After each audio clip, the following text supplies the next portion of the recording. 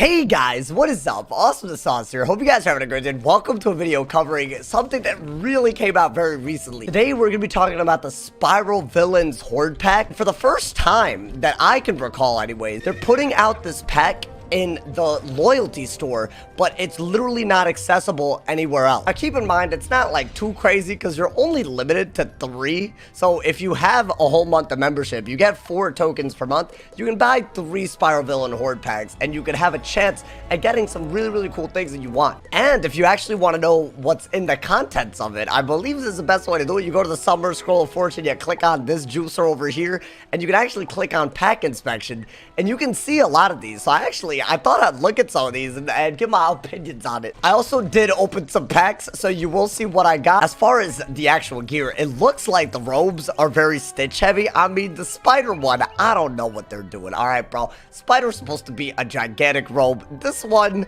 I don't know. It doesn't give me the same feels. I get it. We're a wizard. We're not a spider.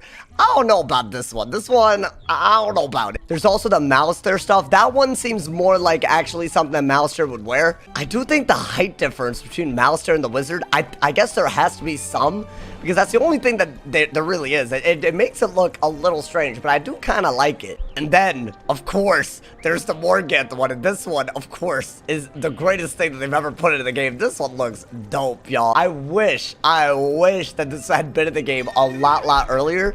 But yeah, y'all, basically, regardless of, I guess, what school that you get, they all look pretty similar. That's from my experience anyways, but they're basically supposed to be like some sort of, like, you know, stitch gear, and they also give some certain stats that you might want depending on the strategy that you're running. There's also like a Drake hatchling permanent mount, which you could actually get a version of this in the Scroll of Fortune, but this is the permanent version. You can't get a permanent one from the scroll, and I think it's supposed to be the exact like dragon that we ride into the Great Spire.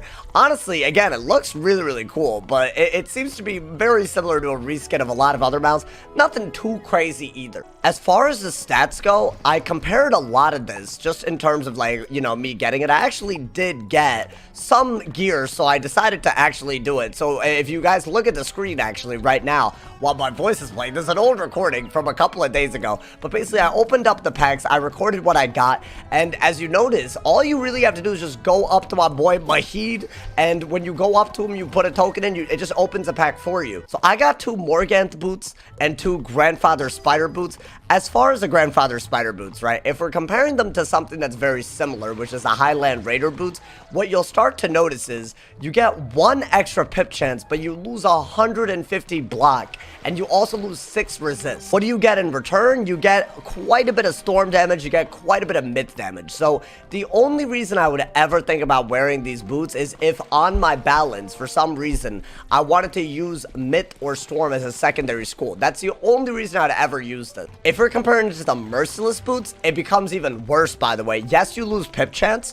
when you run the Merciless, but if you actually compare it, losing 131 block, 5 pierce, you lose 3 damage, you lose a little bit of crit, you lose a little bit of damage. Basically, it just seems like you're giving up quite a bit for pip chance, especially the pierce. I mean, it really doesn't seem to be worth it unless you have a strategy that really requires you using that myth or storm mastery for secondary hitting. What does this pack give that someone could actually use? That's a really good question, and I think what they're focusing on with this is, for some reason, and I'm not saying it's a good or a bad thing, it's for healing. If you mouse over this, right, there's actually a Mouster Spirited Vestment, and I think right now it seems to be like some sort of display error of some sort, but it gives what I think is 26% outgoing. It gives 12 outgoing and then another 14 outgoing, and this is where I think it starts to get very nice for some school. Like when you're comparing it to the you know, like the Merciless robe, you do give up, like, you know, 2 resist, which is kind of bad. You give up 5 pierce, which is also very bad, but you actually gain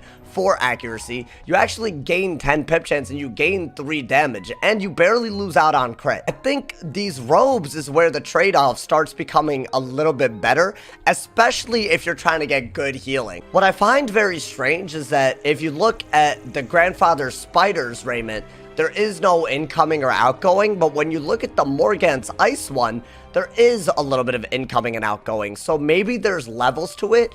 I don't really know for a fact, but maybe the Malistaire Ice Robe might give a little bit more healing. Maybe the Balance one gives healing, but the Grandfather Spider one doesn't. There does seem to be some variations in this. What I will say is, it seems like the Malistaire stuff gives the most healing just from the first look at it. It also seems like the Morgant stuff gives some really, really cool item cards, which if you're willing to give up the stats, I do think it could actually make a really, really big difference. I actually got the Morgant, I got the Morgant store boots on the store, and honestly, this is a little crazy. It gives that Golem minion card, which on a school that you need to break shields on, I mean, it could be worth it. Again, as you see, you're giving up a lot of Pierce. That's really the big one. I feel like the block, you get over the block, all right? You can get over the block. I do think the thing that really, really concerns me, though, is, like, if you're giving up Pierce, are you going to be able to pull this enough to actually justify that? Honestly, I feel like if I ran Pierce enchants and more hits that aren't Shaz, I guess, with the setup, I could totally see myself running this, and it's literally just for the card. It seems to be off-school utility cards. That's what the Morgant Boots anyways gives. I think most of the Morgant gear is like that. Very similarly, the Morgant Boots gives an animate card for fire, so if you have a Death Master, you can run a minion, literally, that's death. Again, are you willing to give up a little bit of damage and 6 Pierce? That's a question that you're gonna have to answer. I feel like, for the most part, it's normally not a good idea,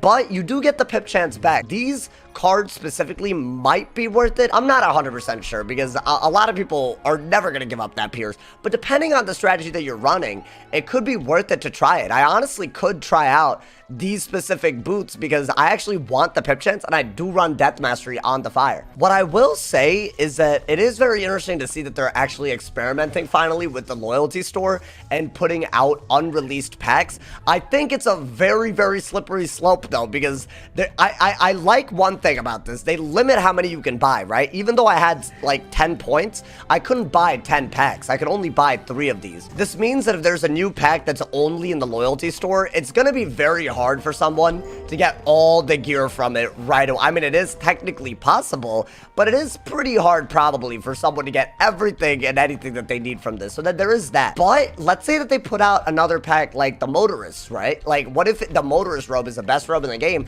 and a bunch of people get just that piece of gear because they have the loyalty store? That adds to an issue, right? Like, then you could run into PvP with a Motorist overcoat that nobody else has, and you have a very unfair advantage out the get-go. So yes, it's cool and rewarding for members, but they need to be careful with this. This gear specifically, it seems to be very cosmetic, or if you're running a secondary school, it seems to really reward that. It's not like the Motorist robe, where it's universally the best robe if you want to make it that, right? So at least there's that. They cannot be putting out gear in packs that is extremely good for every school, because it will be an unfair advantage, and I think people will rightfully be able to call it pay to win if just because you're a member, you can open up a bunch of these packs early, get a gear piece that no one else can get, and then you can do PvP better than anybody else. So there's definitely a risk to run with this type of thing, and I hope that they use that risk, you know, responsibly. There's a chance that there could be gear that's in a pack that is really good. It just shouldn't be here at the very least, because then not only is it good, then you get people getting it early, and then there's even more inequality when it comes to that specific piece of gear. I did notice that they updated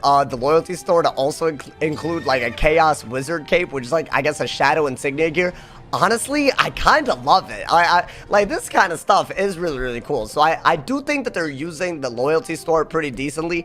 I just hope that they don't overdo it with these packs specifically, because if these are done in a way where the other people just can't get it if they're free to play, that's really, really bad if the gear is extremely good. So I hope that they're careful about this. But yeah, y'all, let me know what you guys think about, you know, some of this gear. I definitely think that the cosmetics is probably what a lot of people are going to be buying it for. But, you know, there's some secondary school stuff. There's some cards here and there. I haven't gotten a wand, so maybe the wands are pretty good. I have no idea. Let me know what you guys think in the comments below. Drop a like if you're enjoying. Leave a sub if you're new. This is my honest review, from what I can tell, of the new pack in Wizard101. As always, if somebody hasn't told you you're awesome today, they doing something wrong. So stay awesome, y'all.